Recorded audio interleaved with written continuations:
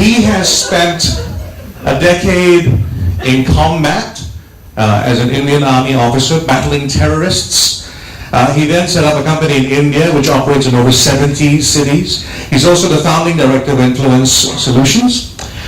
He's globally renowned as a keynote speaker, an executive coach, and a mentor. Some of his mentees and coaches are here this evening as well. A prolific writer. He writes one book a year, which is exactly one book more than I do.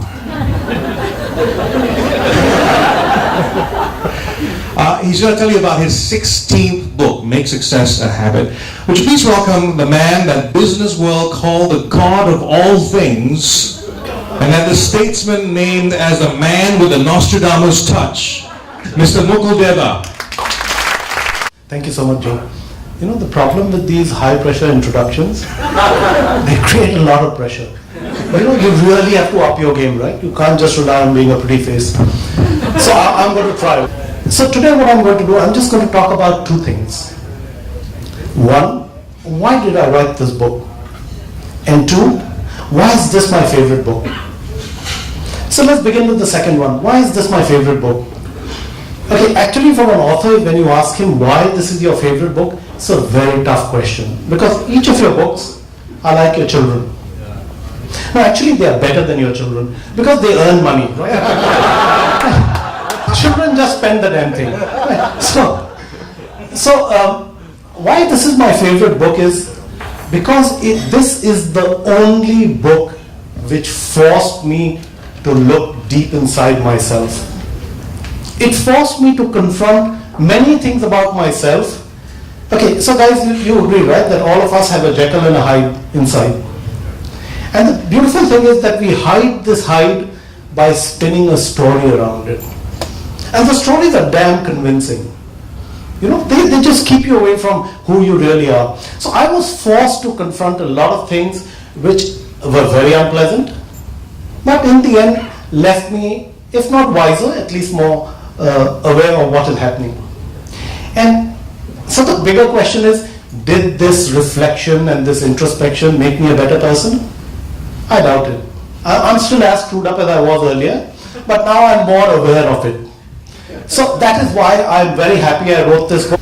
Now, why did I write this book? I think, like Karen mentioned, one of the privileges of working with Influence Solutions is that we get to work with thousands of people in different countries and different cultures. And what amazed me that the more I worked with people like just like you and me, I was stunned to realize how simply they were solving problems. Problems like the kind we all face every day, and I would be coaching or mentoring or training or whatever, and suddenly this person will share a story with me and I would go, wow. So I started sharing these stories to people I coach and also on stage. I mean, I have given this talk, Make Success a Habit, 130 times till today. So the more I talked about it, the more I shared the stories, more people started asking me, hey, why don't you write a book? So that was it. These stories are very transformational. So just to give you an idea of what kind of stories are there, I want to share one of them with you. I'm not going to share too much because I really want you to buy the book. I don't care whether you read it or not, but do buy it. So I'm just going to share one of these stories with you. So this is about a guy I was coaching. The first time I met him, this guy walks into the room, a very high energy guy. He walks in and he says, Mukul, I'm damn excited about this coaching. Now that puzzled me. I'm excited about coaching because I get paid for it, right? So I said, why are you excited? He said, oh, you're going to help me change, right? Now that was even more intriguing. So I said, why do you want to change? He said, oh, you know, because they say that what got you here will not get you there. I said, okay, what got you here? So he said, what do you mean? I said, look, dude, there must be some qualities, some strengths which got you this far in life. I mean, you are a successful person, doing very well. So what got you here? Now the funny thing happened is that he could not answer that question. It took us 20 minutes of conversation for him to identify what his strengths were. Right? Isn't that funny? Just take a moment, look inside your own head. All of you, life has equipped you with a beautiful toolkit of resources. Imagine the minute you are able to discover those resources, how much more powerful do you become? So then, after some conversation, I helped him to realize what his strengths were, and he did. Okay? Now, what happened after that is in the book. But what I'm going to do is, before we move on, I want you to just take a moment and think. Ask yourself, what got you here?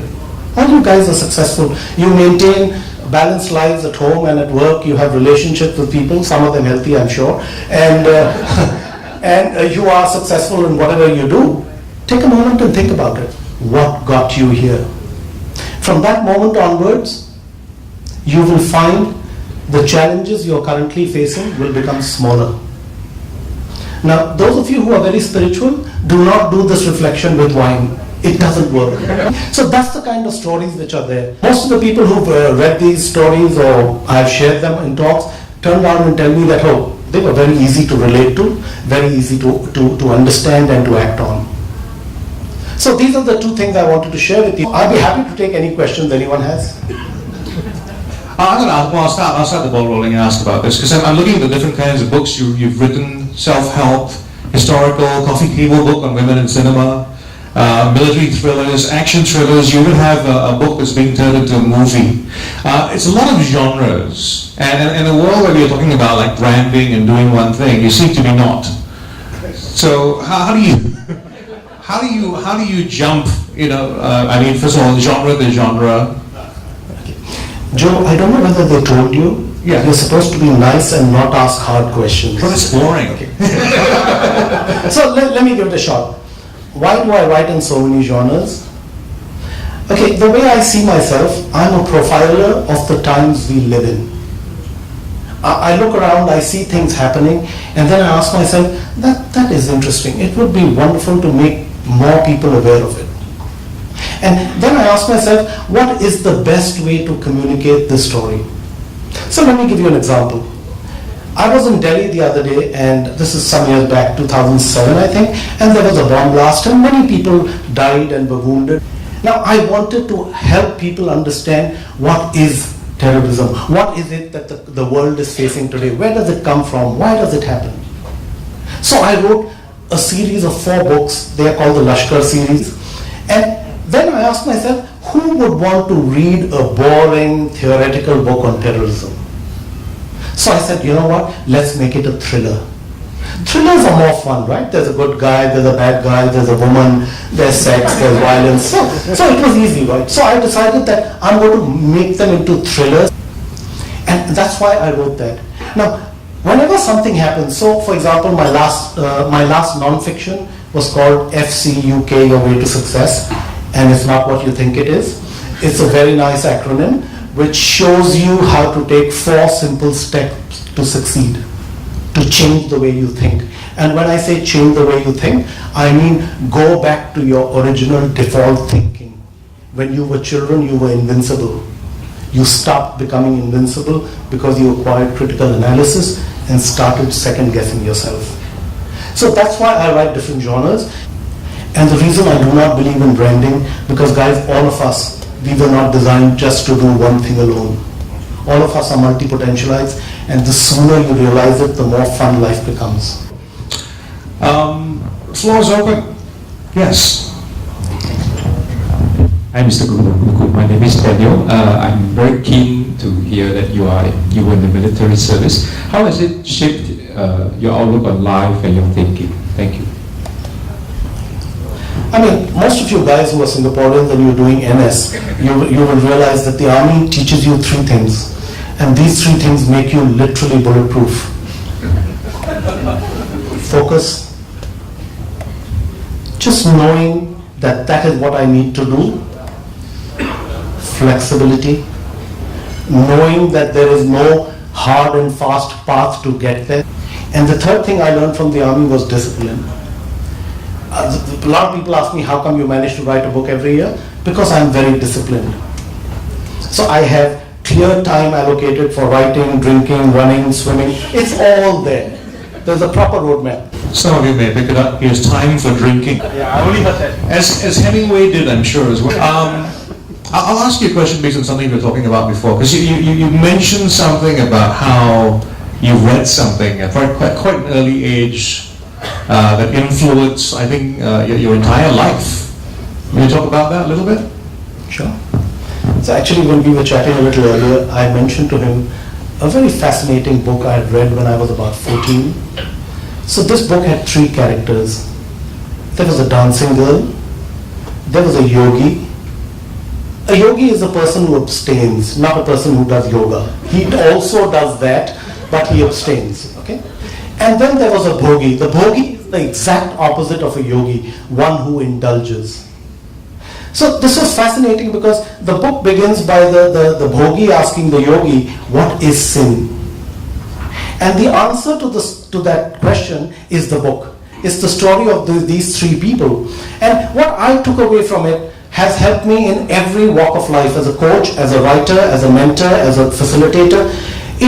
I realized the 2 things that I needed to leave behind very early, and that was judgment and morality.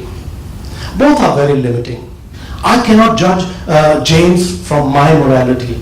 I cannot judge him from my viewpoint. So I learned from that book to suspend judgment and morality. And I found these very liberating. Is that a good enough answer? That's a good answer. This is supposed to be a philosophical, confusing answer. Deliberately. Okay. So if you were clear, then you failed. That's what you're saying? I mean, I fail so often that I'm quite used to it, yeah. You said something about how you look at life now as something without problems. No more things are problems to you, right? You see it differently. You want to talk about that a bit as well? Okay, I mean, strangely enough, I'm hardwired very differently. Every time I hit a situation, I manage to see an opportunity in it. I don't know why. But no matter what comes my way, I see an opportunity in it, and it kind of makes life really fun. So, what the panel was sharing, I'm completely open to possibilities. Is that clear? For someone who's so sure of yourself, you ask a lot of questions after that. I'm actually very curious about what, maybe without telling the story, which of the stories in that book is personally most impactful on yourself? That's a very tough question. Okay, let me share a secret with you. Every writer opens a window into their mind with every book they write. Okay, as a writer, you have to have opinions, right? So it was very interesting. I wrote that book. In fact, that is my favorite book. It's called Weapon of Vengeance. And I had to interview people from the Hamas and interview people from Israel. And both wanted to know which side am I on. So essentially I was on no side. I was sitting in the middle, watching them do this and watching them do that. I really wanted to know why they were doing what they were doing. Did you take a side in the end? Actually, when you have lived on the wrong side of the gun and you realize how much damage it can do, Yeah. you tend to become a little more cautious with it. So yeah, I firmly believe that any fool can carry a gun, but knowing when to use it and how to use it requires a certain amount of sanity, which a lot of people do not have. Right? Just like artificial intelligence increasing, so is common stupidity. They kind of go hand in hand. People become insane about such amazing things that they are ready to pick up a gun and shoot and do whatever. So I did not take a stand on that book. I took a stand which I believe was humanist, which means that the gun is not going to fix a problem for you. Any last things to add? Oh, a question here. If you got to impart one, since it's parting one, can you hear me? If you're going to impart one, I was going to say, I was going to take a leaf out of your book. One dirty habit for successful people. And what is the operating word being dirty? FCUK, right? What would it be? Okay, whenever I am confronted with a question I have no clue how to answer, I tell a story. So I'm going to share with you a story. This is dirty also, and it's fun also, and it's open to possibilities also. And it also helps you to understand what is happening in the mind of a writer. So I want to share with you how one of my books was born. And hopefully that will answer his question. If it doesn't, too bad. Right? So the story began some years back, I think 4 or 5 years back. It was about 11:30 at night. And I walk into a nightclub. I'm supposed to meet a group of friends. I'm an army guy. When someone tells me 11, I'm there. These guys, civilians, they come like very. So no one landed up, right? Now I'm there all alone in this really shady nightclub, and I'm hanging around there for 15 minutes, and this lady comes up to me and she says, "Are you alone?" So I said, "Aren't we all?" I mean, technically, right? I was feeling philosophical. So then she says, "Are you looking for company?" So I said, "Who isn't?" So then she tells me, $300 and we can hang out together the whole night. So I look at her, I said, "No, honey, tonight I'm charging more." And the funny thing happened then, she said, she laughed, and then she asked me, "Why are you here?" And I thought about it, and I thought telling her that I'm waiting for friends is so lame, right? So I said, I'm looking for a story. I was between books at that time. So I said, "I'm looking for a story." She said, "What kind of story?" I said, "I don't know." And she sat down, and this is the first time an escort has bought me a beer. She sat down and told me her story. And right there, in the next 2.5 hours, using serviettes from the bar, I wrote out that book. It's called One Night Stand. It's not what you think it is. Okay? It's called One Night Stand because the entire action takes place in that nightclub in 6 hours. Standing. Sorry? He's standing at that time. He's standing at it. At that time, I was drinking, so it doesn't count. So it's very funny, sitting there, talking to her, listening, and just keeping, I had no idea if that was going to happen. I just sat there and I allowed life to happen, and a story came. I knew who would get murdered, I knew who would murder him, how the murder would happen, how the cops would uncover it. And I have written that book thrice, but I'm not happy with it because I don't know which person to blame.